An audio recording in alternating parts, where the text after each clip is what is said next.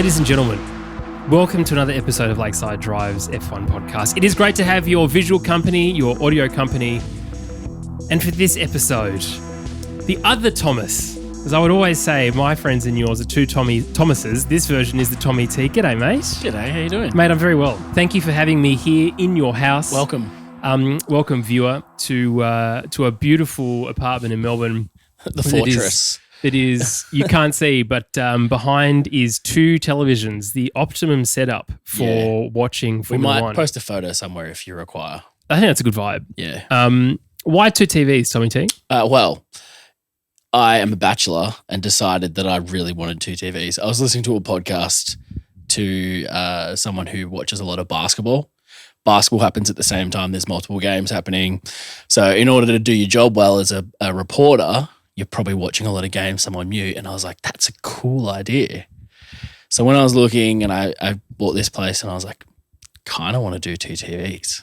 So I've set it up as such so I can play Xbox on one, I can watch something on the other. I've set it up so I can have a monitor on one, or there is so many possibilities. The best part is though, like my housemate can watch what she wants to watch and I can play Xbox or watch what I want to watch. So Formula One weekend, she has no interest whatsoever. Chuck my headphones on and I can watch away and not disturb her. It's very considerate. I would be like, shut up, Kiara. I'm putting the timing on one screen and the vision on the other screen. KO on both. It is a great setup. Mate, it is so great to be here. I said this last week when I spoke with Campy. It feels like it's been a very, very long season, an exceptionally tiring one. Yep. We're coming to the end of our fourth season of doing Lakeside Drive. One of the things that I wanted to do for you, listener, if you're new to the podcast or you've been going for some time with us, is to give you a bit of background as to who we bloody actually are, because we know we've had some significant growth in the last couple of years and potentially some more growth for next year. There's some exciting things coming, hopefully, that we can tell you about in a little bit. But Tommy T, let's go back to your beginning from a motorsport point of view. I don't want to go the whole story because the whole Tommy T interview will be done by somebody else at some point when you're that famous. But talk to me about your beginnings of sport, let's say. I wasn't really that athletic or sporty in any way. I was very, very slow learner when it comes to anything athletic. I remember like snow camp, I was useless, almost in tears that I was that bad. The next snow camp I went, and on the last day I kind of figured out how to like go without falling over.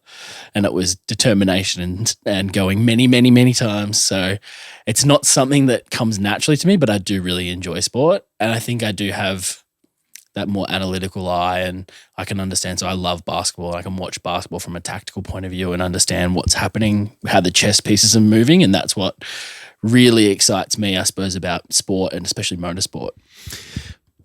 I mean, it's not surprising. I'm terrible sport.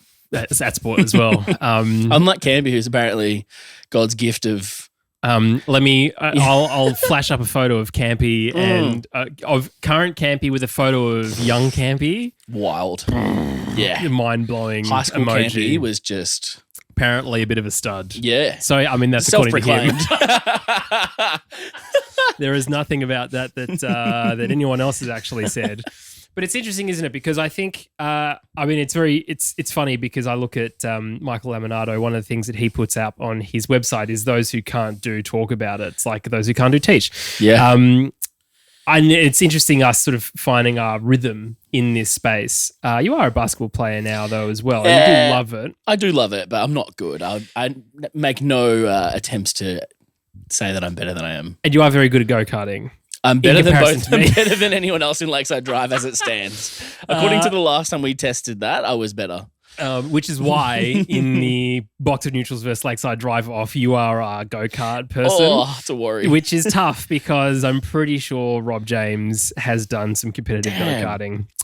So it's only significant banter, which is going to help us across the line, I think, at that Sledging. point. But I think it's interesting, though, as I said, because when we're getting into this, we're getting into talking about stuff. And when you're not thrust into the world of motorsport, I feel like you have the ability to love it probably more than if you're either in it, if you sort of grow up around it, like Max Verstappen or Mick Schumacher as an example of drivers, then it's more than likely you're going to follow your dad's footsteps or your mum's footsteps. And certainly I know I've spoken to plenty of drivers in Extreme E. It's like, how did you get into motorsport? Oh, my parents owned a rally school. It's like, oh, okay, well, it's pretty niche, right? You had no other option, really. Like you could, Molly Taylor, who I interviewed, she's like, oh no, I wanted to be in equestrian and ride horses. And she was like, until I realized that they suck. And then they were only 1 horsepower and like, you can get something that has many more horsepowers. And it sort of just goes down that path. So okay, so not really sporty, but loves basketball. I think genuinely what it was probably Top Gear, if I'm honest. And I think that's going to be a lot of our listeners are similar. It's so true. It's a gateway drug into the rest of motoring and just kind of culture around motorsport. It's hard to describe because they transcended beyond just motorsport. They became just a cultural phenomenon that was about a community, I guess, and friendship and like all the other things. And it was just an entertainment show in the end. But what they did do is had these kind of sections where you could stay in touch with what was happening in motorsport, interviewing the F1 drivers. And there was always an appreciation of the excellence that was happening in the world of motoring. And that's where I got an appreciation for the technology side of things that Formula One was doing, the safety things, all the technology with hybrid energy and things was coming from Formula One into high-end cars and then eventually to normal road cars. So that's what's kind of missing, I guess, from Formula One, I would argue at the moment, is it's not pushing through into the motoring industry that we are, I suppose, able to purchase. Yeah, and I think it's changed a lot, hasn't it? That Top Gear element. And we speak about this with this podcast that, some of the time we think that it's actually not about our opinion about Formula One, but about the relationship between the three of us. I know some of you listening and watching will agree with that because you've told me, and some of you say, shut up, you're a bunch of dickheads, which is also correct. Both angles are absolutely both are correct. But it is that relationship, and it's interesting because it is that generation. I mean, that show was absolutely pinned at sort of the same target demographic that we are pinned now, which is kind of like 20 years old to about 36, male with a bit of extra income on the side to splurge on something. Yes. So it would be about, I would make decisions on cars based on Top Gear magazine reviews as well as Jeremy Clarkson reviews. And I think, the current generation won't do that because Top Gear has changed, and the older generation kind of looked at Richard Hammond and said he's a twerp. Which he is. And James May looks like a lost beagle with his hair, with this stripy pink and purple jumper that he always used to wear. In every way. But I love that because very similarly for me, I found a lot of that love of Top Gear really drove my interest in motorsport. And just in cars in general, right? Yeah. So I think a lot of it is road cars because Formula One's not accessible to everyone. No. We will never touch Formula One car, have an experience like that as a layperson, but we might get the chance to drive a high-end Mercedes or a BMW or an Audi or something, and we might see them driving around, and that's something that I would always do, and I would know what each car was, how much it was roughly worth, whether that was a stupid purchase and this person was trying to show off and buy the wrong Ferrari, which I had someone drive past me in California today. Idiot. Why would you get that? Useless Ferrari. That is a very good point. On my way home. I thought that was just such a waste of money and all you wanted was a badge. You didn't even get it in the correct color, you idiot. If you, listener, want us to branch into at some point doing random motoring journalism as well, let us know in the comments. Unsolicited advice on what cars you should buy. But that's the thing though. It's like, why do people buy the Mazda CX-5? Because someone at drive.com.au decided 7 years ago probably wanted, his wife was like, oh, I like that. My mum, my sister-in-law and my brother's girlfriend all have them. Ridiculous. Yeah. Terrible cars. I've test driven all generations of them and they're all shit. That is my consumer advice. Why you wouldn't buy a Subaru Outback instead of a Mazda CX-5? Idiot. Subaru Outbacks are great. They're great. I've owned them. They're fantastic. Yep. And hardly anyone buys them in comparison. And they're like, anyway, it doesn't really matter. But it's interesting going into that part. All right. So sports, yes. School, not so sporty. But motorsport is a bit of an extension from Top Gear because, yes, talking about cars. But I always found it interesting watching the F1 drivers come onto the program. We all remember, spoiler alert, Michael Schumacher taking the helmet off as the Stig reveal. We had Mark Webber there, Danny Rick was on there, Kimi was on there, Seb was on there. Yeah, incredible content. And that was the time where we got to see those drivers drive the reasonably priced car compared to like James Blunt, who was quite quick as a singer. Yeah. And the time is still 20 seconds or something ridiculous. Insane. And Daniel Ricciardo was the fastest in that car at the time of recording. No one ever beat him. Yep.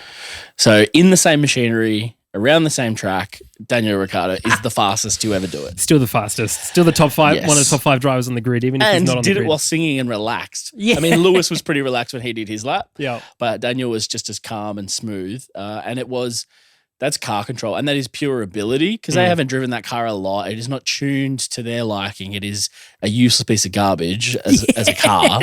Yes. But the fact that they could extract so much pace out of it, even in comparison to these elite drivers as well, was just wild to me. So what was your first real taste of motorsport? It was probably watching Bathurst, I think. Bathurst is one of those ones that regardless of whatever it was, like a good friend of mine, Josh, his family, his brothers would always get together, and I didn't get invited sometimes to go watch Bathurst with them. Mad car family. Their dad was a driver back in the day. Oh, right. Drove Tiranas, and they've got a family Tirana that they've all looked after, which is immaculate. But Love that. to get invited to hang out with them, people who are so passionate about it, and just to see the ridiculousness that is Bathurst and how it is so unique to any other race. It is such a long track. The corners and the complexes are just ridiculous. It is not designed for cars to kind of go through quickly. It is insanely difficult and dangerous, but they do it, and they do it for almost an entire day. It is wild. Mind-blowing. It is like one of those things I haven't experienced, but even just watching it, I would love to get there, but it's such an ordeal, and I don't think I would survive the characters that go to Bathurst, because I've heard from other people who've been there that it is unique. The people who get to Bathurst and camp out and crawl around the corners. And It'd be great to do some content one year of just the 3 of us camping with each other. We'd have to have at least 2 tents because camping. Yeah. I've slept near camping, not in the same room before. I but snore near too, him. but I can't imagine. No, you would be bliss in comparison to the freight train that goes on with Thomas J. Camp. Is that surprising to camping. any listener? No. But Bathurst, I think if you're not Australian, it is easy to dismiss Bathurst as just one of those races internationally. But I've got to tell you, like, growing up in our generation, you know, you were either Holden or Ford family, because if your dad or mum worked for a bigger organisation, you'd had a company car, and generally they'd be a Falcon or a Commodore. And you'd have the choice between the two, but of course you'd always have Commodores or you'd always have Falcons. I know for years we always had Falcons, and then the last one that my dad had, I flipped him onto onto the Commodore because the VE Commodore was just better than the current generation Falcon at the time. Well, so when my Opa came over with my dad when Dad was 5, Opa worked at GM, worked for Holden. Did he? Yeah. Love in the that. factory. So love that a lot. There is a lineage as well. And that's probably a lot of families have that. They can draw back because manufacturing was so big in Australia for Holden and Ford. Like Geelong was huge. There was a lot of people involved in motoring, and it's very sad to see that disappear to almost nothing now. And it was so everywhere all of the time. V8 supercars, you know, those drivers, the Mark Scaife, Craig Lowndes era, they were mega stars. They were what Schumacher was in Europe here. Definitely. And some of the best liveries. And Peter Brock is a great example as well. And I think that level of interest and enthusiasm and passion, an Australian passion, which we're so unique in having, I think really shaped how we, and sort of people now in their early 30s, view motorsport internationally. And I think Drive to Survive with Formula One has really helped that, because it's about narrative. Because we knew the narrative here, because back then at least it wasn't on paper, like behind a paywall. It was Channel 10. You had all Red the versus Blue. It commentators. was that simple. Yeah. It was basically, it was down to that simplicity of like us versus them, and you kind of picked a team and you joined them, and that was everything. And you could just jump in at any point. It was very accessible. Yes, it was. And even now, if you go through Albert Park, the Oz Grand Prix circuit, you can actually, quite literally, if you wanted to, walk into the pits of the V8s. There's usually volleyball and stuff happening year round. They transform that space into like sporting and badminton and whatever, and then come time for the Grand Prix, they just flip it over and it becomes this hospitality suites. But it's not pits. it's not cordoned off though. No. Like I remember you Public. and I walked through to Rick Kelly's garage, and you just walk here like, hey guys, they're all hanging out. God, I feel like should I be Should I here? be here? Yeah, everything's fine. And it's interesting because like some fans of the Oz Grand Prix to be there to support their V8 team and they have merch on and everything else. Maybe that's one of you. That's really great if you are. But obviously it's not the main focus of whilst you're there. So can you remember the first point where you started to become interested in Formula One? It was at university. It would be 2009. So I don't remember what era of cars because you're in camp, you know that better than me.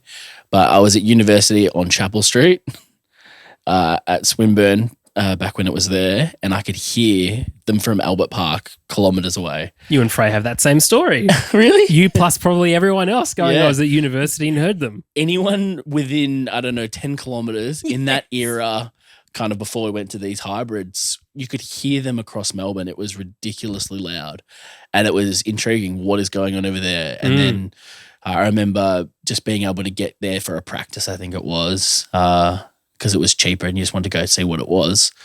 And then it wasn't until kind of after the first one I went to was with you, but I'd watch it every time there was a Melbourne GP. I would always watch that one because it was on at a good time, which is something as a casual fan, it made sense to just, I'll just watch the Australian one. Yes. Especially with someone like a Webber or a Daniel to root for. So it was very much just casually just watching the Oz GP yearly and then kind of keeping tabs on social media or through Top Gear or kind of just by osmosis, you'd figure out what was happening and what was going on and you'd watch highlights and things like that. But I wasn't really watching until probably, what was it, 2018 maybe? I first really kind of like watched a season. What was the tipping point for you to be able to do that? I don't know. Honestly, you just kind of like watched one and then you get invested. It's like, it's no, you know, when you watch like a crappy, this is a bad example, but when you watch a crappy, like, but I'll say it anyway, reality TV show. Oh yes. Like the Real Housewives of exactly. Or like whichever country. When I was living at home and I'd walk past and there was Bachelor on and you'd like catch a second of it and you're like, I'm kind of invested and I want to know what happens next. It was like I just needed enough to grab you to go, I really need to know what happens next time or there was enough. And I think it was just Mercedes was really interesting and Daniel was driving really well. And I wanted to kind of see what was going on and learn more. And Daniel was a really magnetic personality that was interesting and engaging. So I think he's probably dragged a lot of Australians into that sport. Mark Webber was excellent, but I think Daniel is one of a kind in the way he engages his fan base and Australians in general. So accessible and he's kind of the best of the Australian characteristics, I would argue. That's what we would want to be represented as outwardly. Not that Mark isn't, but just like the funny banter, like that is what we want to please represent us to the rest of the world, Daniel, because you're doing us a great favor there. He was really accessible and exciting to watch and you wanted him to do well. And that was at Red Bull kind of just as Max was coming through, if I'm not mistaken. And it was a very exciting time for Red Bull kind of after the Sebastian dominance. Red Bull was still right up there, but it just wasn't kind of going to their favor. This is a very quick shout out to ourselves. We if you're living in Australia at the moment and you want some gin for Christmas, we make gin, Tommy T and myself. This is one of the many side hustles, James. Too many side hustles. We're slimming some stuff down so that we only focus. Please focus on this podcast for next year. But Drops of Juniper is our brand, and quite seriously, it's bloody delicious. Yes. It is a side hustle, but it is better than many gins we would argue on the market. Every time we sip it or we get someone else to taste it, like, that's really good. They expect it just to be kind of like a generic gin that we've kind of thrown together. It is outstanding gin. So I'll tell you what I'm going to do. Currently, I've updated the pricing. So on our website at the moment, dropsofjuniper.com.au. I don't know why I decided to throw this brand ad in, but I'm doing it now because I'm committed because it's so delicious, the drink that Do we Tommy have T to pay made. the podcast? We're going to pay ourselves. That's not going to happen. I'm going to give you all free shipping. So it's $60 for a 500ml bottle of our normal gin, and it's $75 for our Navy Strength gin. There's only, at time of recording, there's only about 30 bottles of that Navy Strength left. It is bloody good. I might drink all 30 myself in the next couple of days, to be perfectly honest. But if you put Lakeside Drive in as the code at Drops of Juniper, I'll put something in the description. You can get free shipping, and it's $60. Yep. We'll send it to you maybe before Christmas, depending on when you're listening to this. If you're listening to this in 2024, then unfortunately, it's all sold out. Listen to podcasts earlier. Unbelievable. What are you doing? Why is this not the first podcast you listen to? One of the reasons why I bring this up, though, apart from the fact this is delicious, and thank you for making it for me. You're welcome. It's much better than the water that I had at Campy's. He did offer me beer. No, that's not fair. I was like, it's further to drive. Campy is a great host, actually. Every time you're around, he's always very hospitable. One of the things that I wanted to talk about was our relationship, the three of us, because it obviously makes... it is Lakeside. It was Oz F1, now Lakeside Drive. But getting to the point of where you came into the podcast, and Drops of Juniper is one of those things that helped in the progression there. So can you account for our listeners and viewers the sort of the timeline as to what happened with you and myself, and then with Campy to get us to what was then Oz F1, I think episode 3. My recounting, correct me if I'm wrong. You're probably right. But I remember you talking about doing the podcast, and I was really excited, and I wanted you and Campy to do well. I was like, awesome. I agree. There is not enough Formula One talked about. It is not accessible. The podcasts out there are useless. They're all very British and annoying to listen to, and no one ever talks about Daniel. Why is no one ever talking about Daniel and what he's doing? So I thought the proposition that you had and the gap in the market that you proposed was excellent. So I listened straight away, and I texted you with feedback immediately. You are our first and only listener, I'm pretty sure, of that episode. But it was great. Like, honestly, the audio quality was outstanding. Bestie did an incredible job and has guided us along the way, because that was one thing that all of us kind of valued, was excellent quality of audio. That if you're going to do this, let's make it sound excellent. We can figure out the content side of things later as we grow. Content. Sky F1 manages to be on air all year without that. But what I was doing is that I was listening, but I felt invested as friends of yours and Campy's outside of the podcast. Obviously, I was like, oh, I really think that you've nailed this, but what if? Or this could be better, or you talked a bit too long about this thing and it kind of dragged. And I was just like texting you. You were like, how about you shut up and come on the podcast? Stop poking holes in what we're doing, jerk, and fix it. I think that's absolutely that's a fair recollection. Yeah, we could probably go back and find the text message, but it was something along those lines of like, well, how about you just jump on? And I was like, I don't know enough about Formula One. You and Campy have been watching longer than me. I've only been watching a season at this stage, and my knowledge is nothing. And I said to you, I was like, I'm a fraud. I don't know enough to deserve to be on a podcast talking about Formula One. And you're like, just make it up. That's what we're doing. We're just having a go. We're just talking about it. Just be honest. Yeah. And it kind of went from there. I jumped on, and we found a dynamic fairly quickly, I think. Yeah, we the did. three of us kind of already knew each other. Probably not all three of us together hung out a lot. No. But like, Ever. I knew Campy separately. I knew you separately, and you and Campy knew each other. So we all knew each other enough. But I think once we all got together and the shared interest of Formula One, motorsport, and kind of like music, and we have a lot of intersecting things that we could all legitimately enjoy. put a band together Yeah. with Zeke in that room. We've got guitar, bass, Zeke drums, is better and than all the vocals. instruments than us, though. Shout out to Ezekiel Fenn. He's not going to listen to this because he's not editing this podcast. But He doesn't have to. We're not or paying Bestie, him. yeah, correct for both of those things. But I went to a gig of theirs that they supported. They were part of the band of one of the gig of Royal Drew, who's a really kick-ass artist, Australian artist. And it was I was so overwhelmed with joy, as you probably all saw on my Instagram, because I was like, I'm so excited to be here and I'm supporting my friends. And they had the similar thing back with us. When we started doing this, both Zeke and Bestie were so heavily invested in that. But I think the audio quality thing is a big deal when it comes to musicianship. We know what we like. Yep. We know what we don't like. And what we don't like is, like, the content can be absolute nonsense, which more often than not it is. But so long as the quality of the audio is there. Yep. Again, I've asked heaps of you listeners, and you agree that, and you can go back. Like, I've opened up all of our past episodes. I don't know about that, but yeah. You can go, I think Tommy T is the third episode we ever did, but you can go back and listen to the first episode where I am very quiet and I talk like this, and I'm very proper, and I'm not really sure why I'm like that. And fast forward to bloody 4 years later, and I'm like, shouts at who you got? When you can hear James in my mic, you know he's talking too loud. Which is all the time. And I watch the levels all the time of everything. And I don't know. I have a band. There's a band of my voice that just travels everywhere. It's because you're just a performer and you project. I can't help myself. Yeah.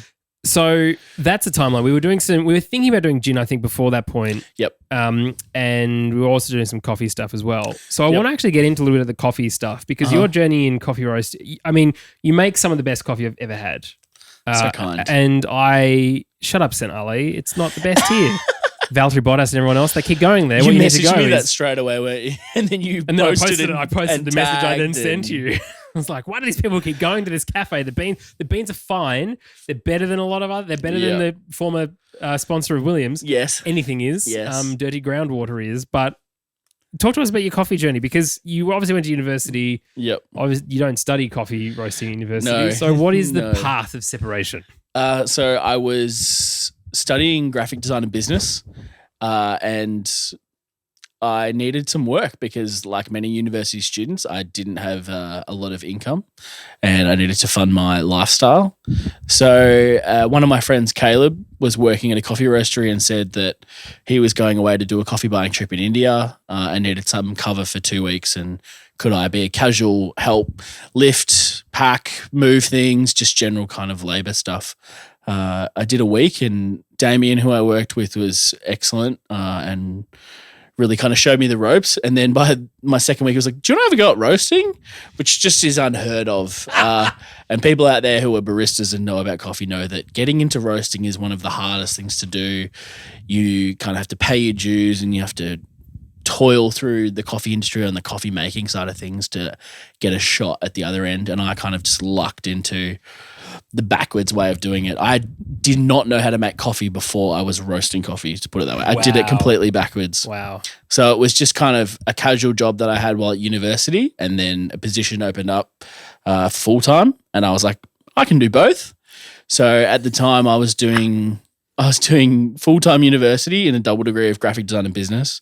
I was doing full-time coffee roasting. I was doing casual work at McDonald's still, and I was a youth leader at the time at church. Goodness. It was chaotic, and I was falling asleep in all of those places all the time because I was just stretched.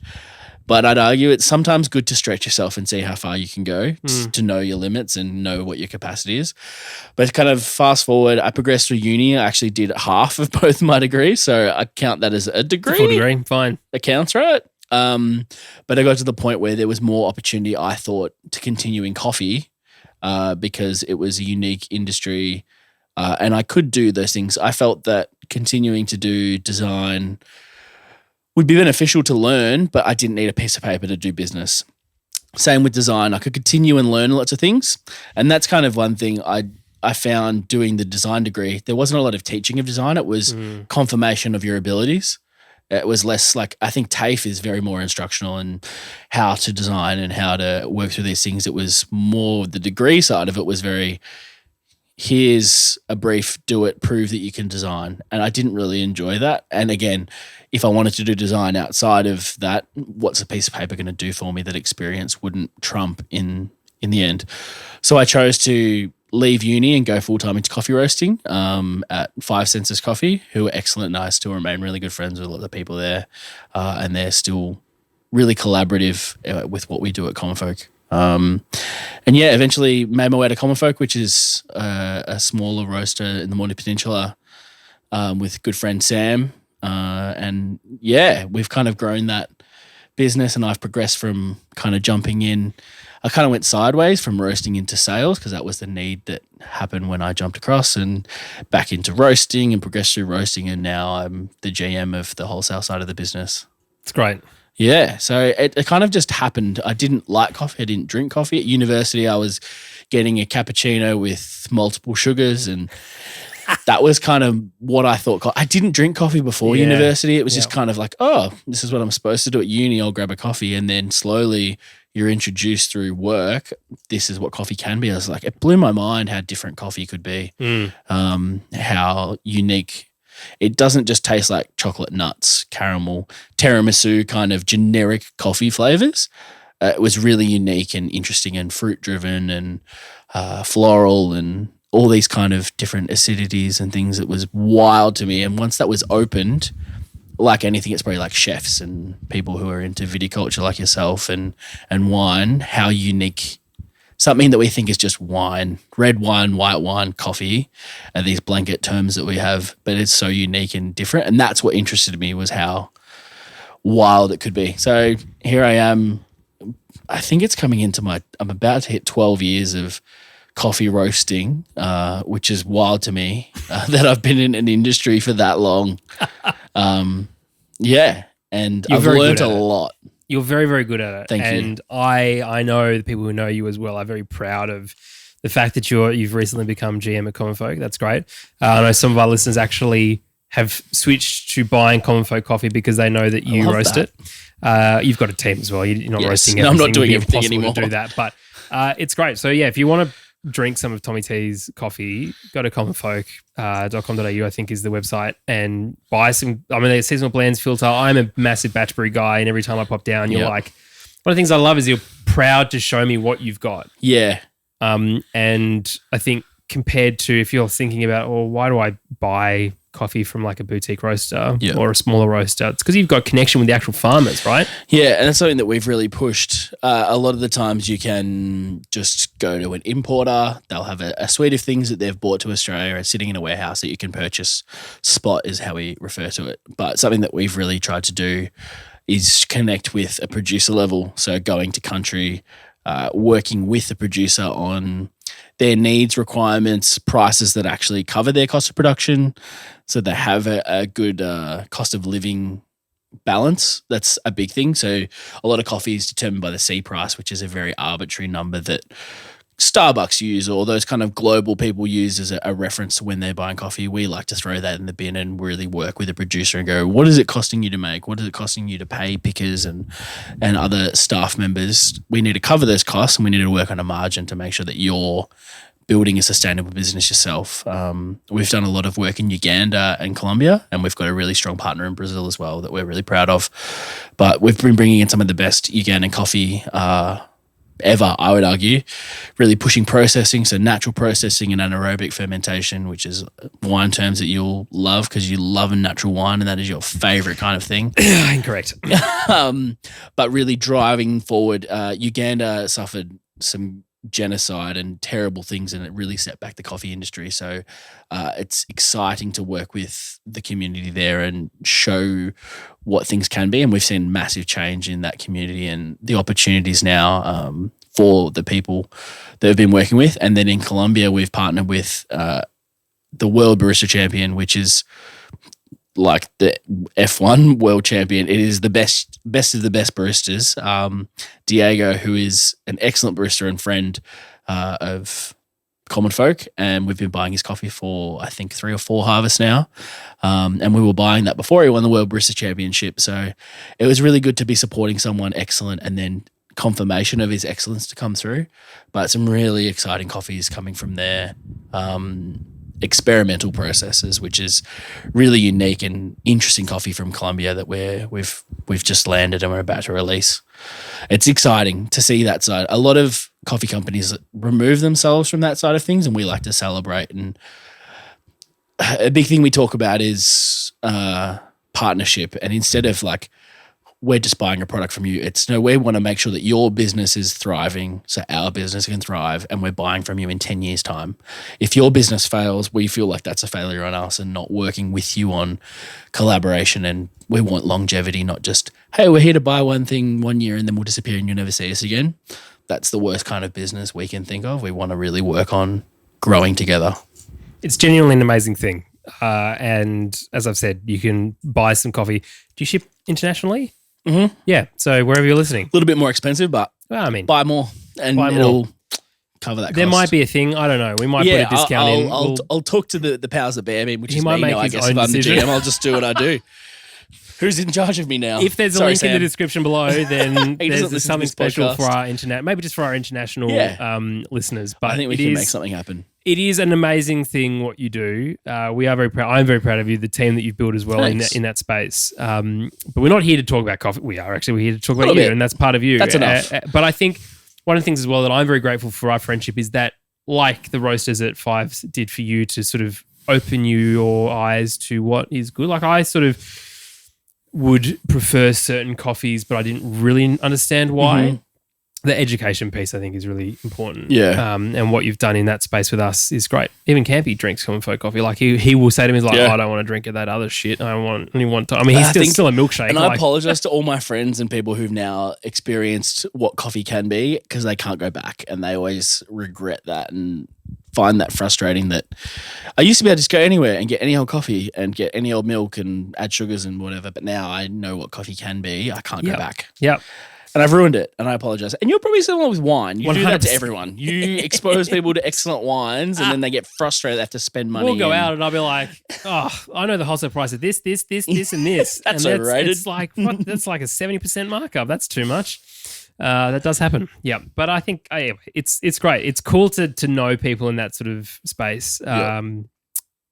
Let's talk about Formula One now. So you joined the Oz F1 podcast show, whatever we called it at that point. How did that change things for you? Because committing to watching a Formula One race, the best times as a fan is difficult. Yeah. To do it, to be paid to do it, certainly a different conversation. Yep. To not be paid to do it for a podcast, mind-blowing considering the other. Because you said you were busy back in uni. You haven't stopped being busy since. It feels normal. I kind of built this capacity and just kept it and decided if you don't use it, you'll lose it kind of ethos. That's what it felt like, honestly. But like I said, I felt fraudulent being on the podcast. So I was doing everything I could to watch everything, to listen to podcasts, to read what I could early on. And I got exposed to a lot of different podcasts and opinions, and some I disagreed with, a lot of I disagreed with, especially the very UK heavy bias that was around. But who? Come on, name names. Name them. To be honest, it was more just like the F1 branded. I think Tom Clarkson does a lot of excellent things, but there was very like sugar coated, very Formula One bias, like what is the good narrative for Formula One? And that's what I was like, can we just talk about it instead of what's good for Sky and what's good for Formula One? Let's talk about what's really happening. And I felt like we could be a voice in that space. And something that I think really worked well for us is talking about everyone in every race and not just talking about the British drivers or the person who won or the person who came second. I don't think I listen to the Checkered Flag podcast. That's one I find really succinct and kind of is a nice like way to wrap up every race and every preview. But one thing they don't do is talk about everybody. And sometimes you're like, oh, there was this really amazing thing that happened, but you have not talked about Mick Schumacher or you have not talked about Esteban Ocon. And something that's happened, you've kind of glossed over. But if George Russell came 11th and nearly had a point, we're going to focus on it. And I found that really frustrating, especially when Daniel would do incredible things and it would never get mentioned, or he would be dismissed. And I found that quite often very frustrating is, oh, Daniel didn't do very well, and then they just gloss over it. It's like, no, the circumstances, you haven't paid enough attention to what the race was happening in the context and what the team did and all these kind of things. And at face value, you've just dismissed what happened because he's come 12th or something. Whereas like there was a bunch of situations, and if you had been paying attention to the whole race and everyone, the context would kind of speak to that. And that's kind of what I think we did really well was, I don't know, just speak very plainly about the entire race without those narratives or kind of agendas on who should be focused on. Do you think, well, what did you expect? When we started, what was your expectations of what would happen with the podcast? I don't know. I honestly, I enjoyed talking with you and Campy.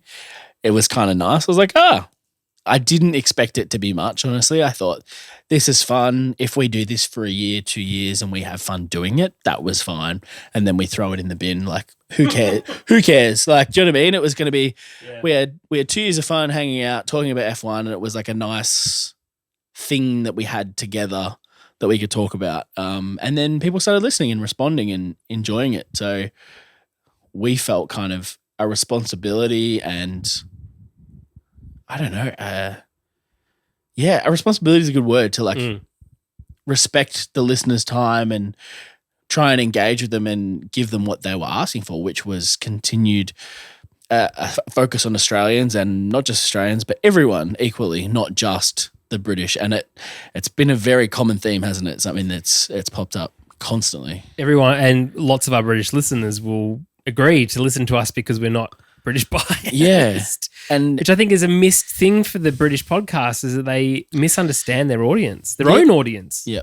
It's almost like they can't do wrong. So even if something happens, someone makes a mistake, it's still glossed over and a very positive spin is put on why Lando Norris is out of the points. It's someone else's fault and this and this.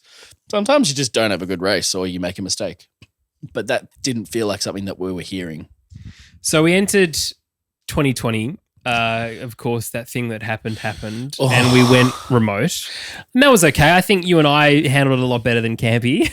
Yeah, I think he struggled, and this is something that you were excellent at from the start. You've had some training and you've worked in more performing arts spaces, so you had an understanding of how things should flow.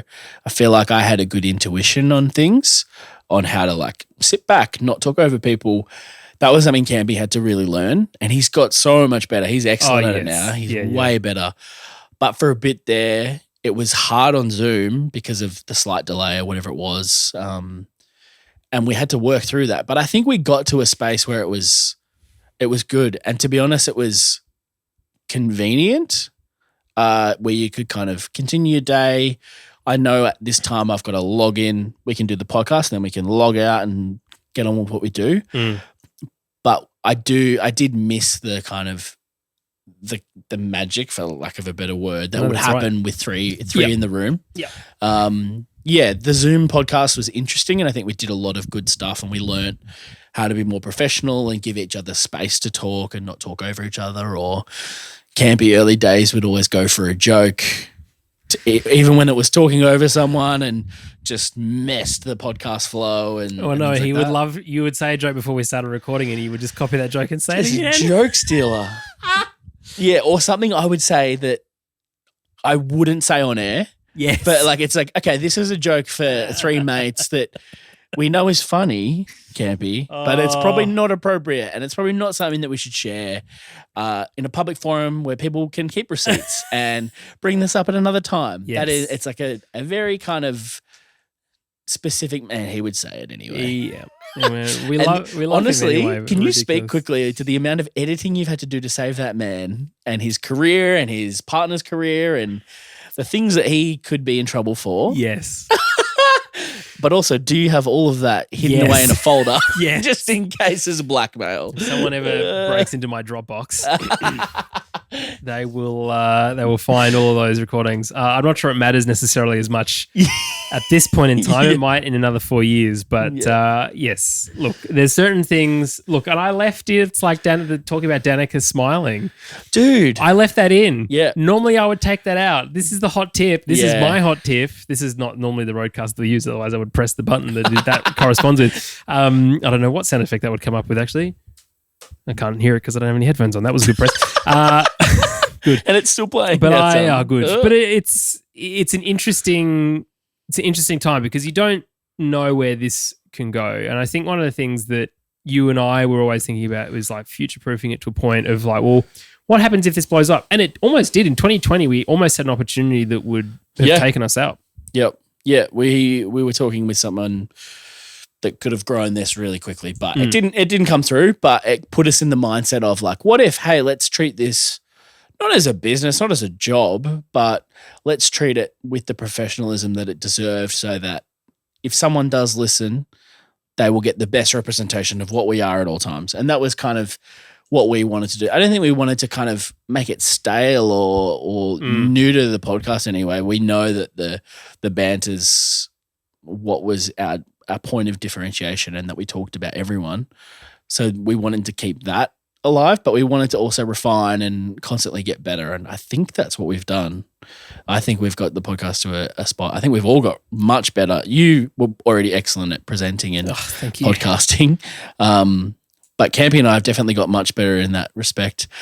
It's not as evident when we were left to our own devices, and it was much of a train wreck. But we did our best and did our best James impression. You certainly did something.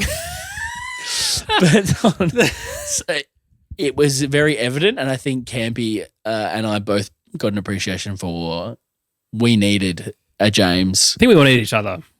Yeah. I could do a podcast that would be very straight down the line, professional, F1 branded, would sound like what they would want it to sound like. Yep. But I know I would happily do that next year if you're listening, but which you're not. But I enjoy doing this more. Yeah. And I think one of the things is being able to do our own independent thing means that we get to call out everything that everyone is doing at all times. Yep. And there is a lot of magic in that. And what you were talking about earlier about listening to Checkered Flag and even a lot of the other independent British F1 podcasts that exist for some reason. I'm not exactly sure why, because they're just rehashing the same content that the official ones have spoken about. Yep. And that frustrates me because there is so many people to talk about on the grid, off the grid, team principles, all that kind of other stuff happening and changing all the time. And people just want to talk about Verstappen and Hamilton. Yeah. That's all it sounded like. Since we started the podcast in 2019. Honestly, the amount of podcasts when we talk about, we start from the back of the grid. Half the time we get to the race, we're like, yeah, you know what happened. You saw the race, he won. I don't want to talk about Hamilton. And we just end the podcast and go to the fantasy section. That's right. It happens so often. We're like, yeah, and Max won, cool, bye. No one cares. I'm over him winning, much like you are. Yes. Did he win? Yes, probably. Of course he did. We can probably just skip the last two teams because at the moment it's just been Mercedes, Ferrari, well, three teams and Red Bull. Yeah. Although Ferrari's fun to talk about. It's like, how do they stuff up this weekend? Man. That's the whole section. But no, I think you're right. So fast forward to side note, you did some graphic design at university, but you still do graphic design. So all of the graphics that you see for Lakeside Drive, everything, not all the the day-to-day stuff, I will do that, but with a template that you've created for me. Yeah, not really.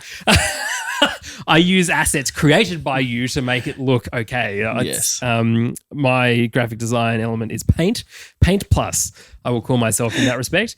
But you do a great job at making us look better. And if you search through, if you're looking now on Apple Podcasts or Spotify, you can see that it really does pop out. Although I actually did the new one. You did it. You did a very good job. Ridiculous. The middle photo of me is actually a headshot you took of me. Yes. 2019. Yep. So it's quite old now. Yep. Trying to grow my hair back out to look like it did back then. Yeah, it is long. It's getting there. Yeah. It means that I can properly vibe at concerts rather than having my short army haircut, which I'm used to. So fast forward to Lakeside Drive. We did a rebrand. Didn't tell Campy. You and I really enjoyed that. Yes. Well, so Campy was very set in his ways, wasn't he? He had decided that... Not sure that's changed. No, that hasn't. And he's like a battleship. He's very slow to maneuver. Is that not the most apt description of Campy? That is phenomenal. But we had some advice given to us that anything with F1, be aware they might come for you one day and better to change it sooner than later, make the graceful change and go with it. So we kind of was racking our brains. We threw around a bunch of different ideas, didn't we? We did, and then I liked the idea of Lakeside Drive because it was more than just F1. And that's something that we talked about early on, that we had ambitions like we talked about a bunch of different content ideas and where we could take the podcast. And we decided that something a bit more broad was going to be helpful, and then we could specialize. So we did the GP podcast. I just wasn't a part of that. The MotoGP is useless, so I didn't care. But you did that for lucky we stopped it because Manus has disappeared off the face of the earth. Never heard of her. Oh, Manus. Love Manus. Excellent human being. Great, yeah. Excellent human being, but he's a very busy guy. Yeah. And does not have time. But Lakeside Drive allowed us to do that kind of thing, as opposed to Oz F1, which was like, it's kind of in the title. We have to just talk about F1. So I thought, let's future-proof it and work with something more broad, and also gave it that Australian kind of vibe and grounding without, I don't know, going too far. Yeah, exactly. Without being like too ochre in your face and putting a kangaroo and stuff on it with, like, I don't know, It just felt a bit more mature and grown up. Unfortunately, we couldn't get the bloody Instagram because it's a hardcore band or something somewhere band that has like 3 followers. We're good on them. Yeah. If you ever want to sell it, $10 is our final offer. Bottle of gin and a bag of coffee. Which, funnily enough, we did buy drops of gin we did, Instagram, didn't we? Couldn't actually send any alcohol overseas though, so we sent some merch. Yeah, that was it because we couldn't. Sorry. But someone had it and we were like, that was a funny pun that we came up with early on. And Drops of Juniper is all this guy. Basically anything creative, including Lakeside Drive, the logos for both Drops of Juniper and the name. James is an ideas man, and he comes to you with ideas. I go, and then all of a sudden you're this. in a business. And then we've created another company. And Anthony, my accountant's like, can you stop, please? You talk to James about, he's like, hey, I've got this great idea. And then the next week he comes back to you with an ABN and he's like, hey, so this has happened. You're a part of it. Yeah. Awesome. To like sign this document that you don't know what you're signing for. That is true. So Lakeside, and I love it. Like the name, it works. I think it's. I'm really happy with it. It's settled really well. I think. And I love driving past Lakeside Drive. And to be honest, I will take a 15-minute detour to drive on Lakeside Drive just to go. This is great. This is us. In fact, I stopped the other day when I came back from recording Campy's podcast. I stopped to record. Yeah, it was too windy and the wind sound sucked. It is windy there all the time. But it was just nice to kind of be there because it's such a beautiful spot. Yeah, as well. It is, and that's like where we were watching Formula One together, and we talk about it all the time. But that watching VB that day was on 9 and 10, one of those memories that we're both going to share for forever. Yep, and it was one of the better experiences we've had in Formula One, I would say. Oh, 100%. To watch Valtteri so much better than anyone else that day. Yes. Incredible. Incredible. We cannot put into words how on it he looked. Yeah, compared to every other car. He was pushing the limit of that car coming through that turn every single time. Everyone else was kind of like, oh, it's kind of whatever. But he was like squirrely in that Merc. And that was mind-blowing. Yeah. It was also good to completely ignore the fact that Danny Rick had ripped his front wing off from 20 meters from his starting spot. I remember we were watching it. I think we had like a phone on Fox or whatever at the time, kind of. No, we were watching the big screen. Do you remember? Right. Like, it was a massive screen because that's where there used to be the chicane, well, not chicane, but a turn there properly rather than a follow through. And the whole crowd were like, fuck. It was instant. Everyone was like that. It was like, oh, okay, good. Oh, brutal. Let's fast forward to Lakeside Drive this year. Yep. We hit 10,000 downloads in August 2020, which was phenomenal. Huge. The fact that people had ever listened to that. Yes. And then we hit 100,000 downloads in August 2021, and now we're at about 170,000 downloads, which is an interesting growth. I mean, it's dropped off a little bit, and I think some of the reason is the Daniel Ricciardo factor. But I want to talk about the Australian Grand Prix this year because obviously 2019 is the last time it happened. Yep. We were prepped for 20. I was driving down when it got cancelled. That was great. I was messaging you. I was like, I've just heard word. I think it's cancelled, my dude. Turn around. Yeah. And Campy was overseas. He was in Texas for that 2019 one when you and I went before you were even part of the podcast. Yeah. So which is kind of bizarre. But so it's the first one we all managed to get to. Yep. It's bloody hot. He turns up in jeans, RMs, and a beanie. And a long sleeve shirt. I think I filmed it. I'll send you that clip of him walking up to us. It is phenomenal content. It is on the Lakeside Drive Instagram page. Yeah. I think I put it up. But what I want to know your feelings about afterwards when we caught up with some of our fabulous listeners for a drink. How did it feel? Because how did it feel? It was very surreal. Why was it surreal? Do you not feel deserved? I feel like we are just normal people talking on a podcast. And the fact that people knew that I was a coffee roaster, for instance, and had listened to my words multiple times. And I mean, like, it's not hard to understand because I do that with podcasts. I have podcasts I listen to and I feel like I know. And if I met them, I'd be like, oh yeah, I know this detail about your life and what you do and what you talk about. But for it to be flipped on me was confronting in the best way and very humbling, I think, for the listeners who choose our podcast over the sea of Formula One podcasts, let alone all of the other podcasts that they could spend their commute and time that they are listening to podcasts, that they choose to listen to ours and engage is wild to me that they have found it and resonate with it as much as they do. It was excellent to meet as many people as we did, and it was really exciting to see that the community was so engaged and loved what we were doing, and kind of gave us that encouragement to continue that we were on a good thing. Do you think, or did you ever kind of imagine that we'd get to a point when you first joined episode 3 that we would have so many people on our Discord server, so many people like doing the fantasy team competition, and then turn up?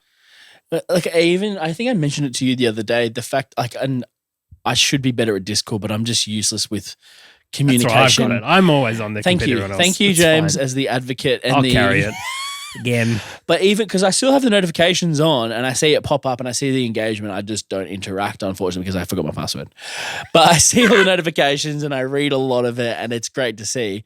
But what surprises me is that people have chosen this is the location and the arena that they want to talk about Formula One. People who have other spaces themselves, like we've got people who have Formula One podcasts that still choose to engage with our community, which is wild that this is the chosen place for people to congregate, and friendships and groups and community has formed around something that we did and we record, and it is now this hub of like-minded, kind of free-thinking, Australian bias, everyone's equal kind of Formula One, which is awesome. And I'm shocked that exists in the best way. I think it's incredible that we've created a community that now is cognizant and self-sufficient and is going to take over us probably. And so when the robots take over, it's got enough momentum that it doesn't even need us. It engages. There's people who are talking. We could just tap out and it would still exist and be a really positive community. And that's something I'm really proud of, as well as the positive stuff that our Discord community has. And it's a safe space for everyone. And I think we talk about it offline a lot, is the demographic as well. Formula One is very male dominant, but our Discord and our community seems to have a lot of female engagement and is great. And that's really commendable to the Discord community and the community we created. It's not due to us, I don't think. I think it's due to the community themselves actually being welcoming and engaging in a positive way as well, in a welcoming way. I'd like to think that we have created the vibe enough for people to follow on to that. So I think if you watch or you listen, you're engaging with us because you feel like you're part of the Lakeside Drive community. Yeah. That's awesome. Because I think what it means is that, as you said, it's a safe space for everyone. And that also includes if you thought at any point this year incorrectly, but if you thought that Daniel Ricciardo was washed, you were still welcome in the community. Totally. And because no one's opinion is correct. Everyone has it. Other people have different facts to you and will know more of the story. And that's fine. But the fact that you keep turning up and you engage is really awesome for us in that respect too. And I think it's interesting though, going and actually meet. So we did the Australian Grand Prix and Freya and I did Miami. And if you've listened to Freya's episode from last week, she chatted with Tara, who excellent. I met in Miami. Fantastic. Like, all of those interactions have been super superb. One thing I will say about you is that some listeners, and if you're listening and you and I have caught up, you know who I'm talking about because it's you, have said, A, Tommy T's the best, and B, what is his number? So it's maybe not a bachelor pad so much longer. You will need a visa, though, to come and date the handsomest man. I just need a green card. That's the only requirement I have. Oh, yeah. No, you want to go to the US. So unfortunately, the conversations I've had, null and void, because they're from the UK. So before we talk about what is ahead for next year, I just quickly want to thank our sponsor for this video and episode is NordVPN. The second, I think, or third last episode for the year that we're going to do. And we're massively grateful for NordVPN, as I said last time, and who emailed me, Emilio. Thank you again for helping us out with this, because it's been an interesting journey, Tommy T, going from, like, I resisted, or we all did, resisted sponsorship for a very long time because we know how annoying it can be within an episode of a podcast. I felt like you were Zuckerberg saying, don't add ads, not until we know what it is. The social network. I often think don't monetize it yet. I always compare myself to Mark Zuckerberg. You do often, actually. It is your parallel. I almost never do that. But I think right now. what we didn't want to do was find something that didn't align and something that we didn't use. That's right.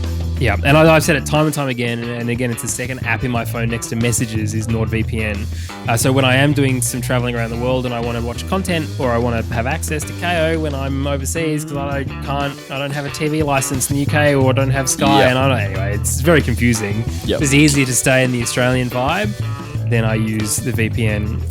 And it does so many amazing things. One thing that I have noticed, and again, with another data breach, is that it will monitor the dark web and say, hey, this specific information has been leaked about you. We suggest you change passwords here, and here, which I think is phenomenal. And NordVPN doesn't just have that. It's got a full suite of things like password manager and a whole range of other things on top of that with apps, which actually make a difference. So threat protection, you can unlock content, regional content from around the world, and you're just protected. You're protected for wherever you go. So a massive thank you to NordVPN for sponsoring this episode. Go to nordvpn.com/Lakeside Drive. You'll get 2 years at a heavily discounted rate, and it is heavily discounted, and you get 4 months free with that. It's 30-day money-back guarantee. It's free. You know, if you've listened to the podcast long enough, you know what we're saying. Yeah. And we're saying that it's good for a reason. It's good. We will only really want to sponsor or have brands that align with us for this. In saying that, and massive thank you to them. That is the end of that ad placement. But in saying about, I was going to say the inserted dynamic ads. Next year, it's likely you're going to hear them. And there is a reason for that. Hopefully we can align with some of the brands that still are relevant. And I mean, I don't know about you, but I know that certain podcasts will have a 30 or a 60-second ad break. So we'll tap the 30-second forward button 4 or 2 times. We'll make that very specific so you can do the same, but also help us out. An Ezekiel or Bestie's sting, so you know when it's fading. Yeah, if there's no music underneath it, we're talking naturally again. Yeah. Naturally. And artificially again. But it is the growth. So this is one of the things I talk about this year and next year is that we don't necessarily have to say what's exactly going on yet, but some things have happened, and I think going through this year, which has been very long and tiring, I know, for us, and we've kind of made some changes. I've moved back from Canberra, then I went overseas for a while and doing some things. Yeah, when are you moving next? I'm not. You say that. No, like genuinely. You say that, Melbourne is such a kick-ass city. It just is. I've spent I have 7 trips to the UK this year, and I love London, but the coffee situation here is better and cheaper. Batch brew is not £6. It's $4, which is much cheaper. But in terms of like the progression of the podcast, where do you see us going? What do you think's going to happen, and why? What do you think makes us different from other podcasts? I think, well, firstly, I'd like to acknowledge what Freya's done. I think that's pretty incredible. Freya kind of jumped in as a listener, from a listener. And engage with you, and you were like, just come on the podcast then, and then all of a sudden it was like, whoa, this person's coming for all of their jobs. She's coming to dominate and take over in the best kind of way. And Freya's excellent. I wish she was closer and she could come into the studio with us. I know you're listening. Yeah. Move home. I am sick of this edit that I have to do.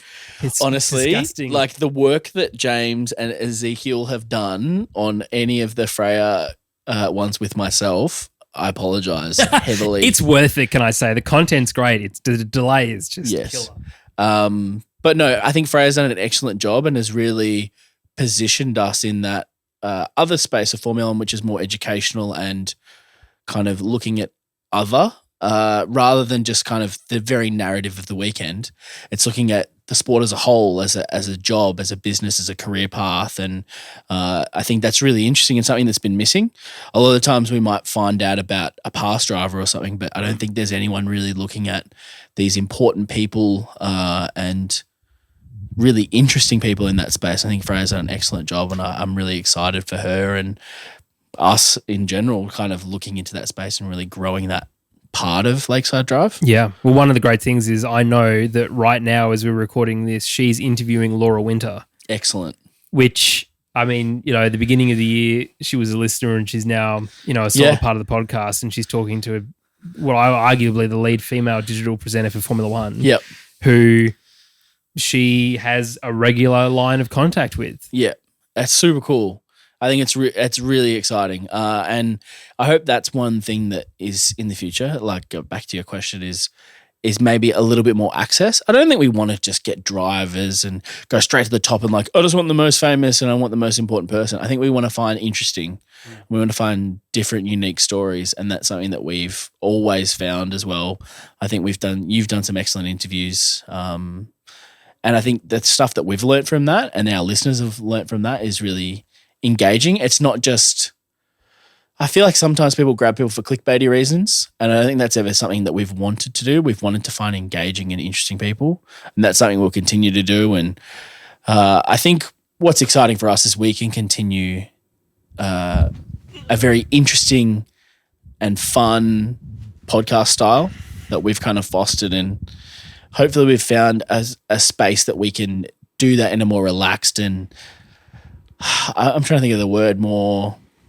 I'd say true to ourselves version. Yeah, exactly. Kind of the pressure's taken off and we can just like settle in. I think the second half of the season has been tiring, but it's been great to have a space, and really thankful for letting us have that space. Em and Zeke letting us use that space. It was great to have a space to go to with all the equipment, because we remember back to the days when it was setting up in your office or in random remote places, and it was like, I don't want to have to set up every time, and I don't have to pack up every time, and I want to make sure the light's right and the audio's right and all these kind of things, whereas like having a space to go to was really exciting, and it felt professional and like, I've got to go to the podcast. I've got to go off to a studio and we'd all arrive together. Yeah. I mean, there was no money happening anywhere, and it was just money was leaving. Yes. It wasn't coming in though. But all of the sponsorship funds the podcast. Yes. It doesn't leave, and merchandise. It doesn't actually. But it was exciting to kind of go, okay, this is a bit more serious. We set a structured time, and that was something that we all found was really hard. But I think next year we're going to be able to have some structure and a bit more priority on content and more podcasts, I think. Yep. No, certainly more access and more content. Yep. Though that I can tell you those two things for sure will happen. Hopefully we've got some awesome Oz Grand Prix news that we can share with you, which is something will be mind-blowingly amazing. Blow everything out of the water that has sort of previously thought about. But I think that settling into the podcast thing is a good thing. And look, I mean, we did 2019 and then obviously COVID, but I also left Melbourne in 2020 before that happened, which was, I mean, fine because I went to Jarvis Bay in New South Wales South Coast and it was gorgeous. Selfish, sure, I'll take it, but gorgeous. But I think it was an interesting time because again, and I said this in the Campies episode, like I reached out to Rusty. Yeah. Just sent him an email. I was like, hey man, I'm really interested in getting your thoughts on how this is a thing. I really love Rusty's Garage as a podcast. You're a great presenter, blah, blah, blah. What do you think? And no kidding, he replied in 17 minutes. He replied. Yeah. And he was living in New Zealand at that point. And he was like, yep, no worries, I'll listen. And he listened to a couple episodes and gave us a full debrief. Yeah. And the reason why, in fact, you can tell before that point the show was one way and after that point it was certainly different because he did that. But I think we've reached our happy spot with what we do. We've tried a lot of different things, haven't we? We have. And we'll continue to try. Totally. We don't want to be stagnant. We don't want to do the same format over and over again. No. Because we, as you said earlier, we want to respect you, the listener, which is why we still love doing this. Yeah. Because we respect you. This is not about us. It does feel bizarre that the community gets together and, we'll go for drinks or they want to catch up with us or they want to ask me your opinion or your opinion for something or other. But we're no more credible than you guys. Yeah. You watch as well. You listen to different podcasts. Totally. You read racer.com. Hopefully you don't read anything else. Just exclusively Chris Medland and Michael Aminato written articles. Nothing else is trustworthy. Yep. But you'll form your own opinion. Just more often than not, I think a lot of the time we all fall on a similar page. Yeah. I think you can tell the biases when they come through or, better not piss off Red Bull, better write something in this way or better piss off Mercedes, better write something in this way. Yeah. We don't have those allegiances. No. We will tell you what we think. Yeah. And that's something that we've talked about. We're really excited to continue that. We don't have to, kowtow to whoever. We can just say what we need to say. Well, there's call out broadcasters and TV directors and... I would work on Sky and call out Sky, can I just say? There doesn't seem to be any want there from any of the producers to want to be better. Yep. If you're a producer listening and you're watching and you want to prove me wrong, Yeah. Hire us. I think that's a really good place to end. Yeah. Done. Well, why don't you see us out to this episode? Why don't you thank what we can see next year, what you're happy and proud of for this, and yeah, just be Tommy T on the end. Be Tommy T on the end. I'm really thankful for all of the community that's grown around our podcast, and it's very humbling to know that so many people listen to us weekly. It's kind of frightening in the best way that so many people care and want to. It's like a good pressure. But thank you for supporting us and letting us do what we enjoy, which is hanging out as three mates and recording content together and getting to a place where we can do that in a more relaxed and free environment, which is exciting for next year. So hopefully that comes through in the podcasting as well. So stick with us. We know this season was long. Next season's going to be longer apparently, but hopefully we get to some races, and that makes only it by a bit one more more race exciting. though, because China's awesome. chopped. I mean, that was inevitable, wasn't it? But no, thank you so much, and we're excited for what happens next year. See you next time.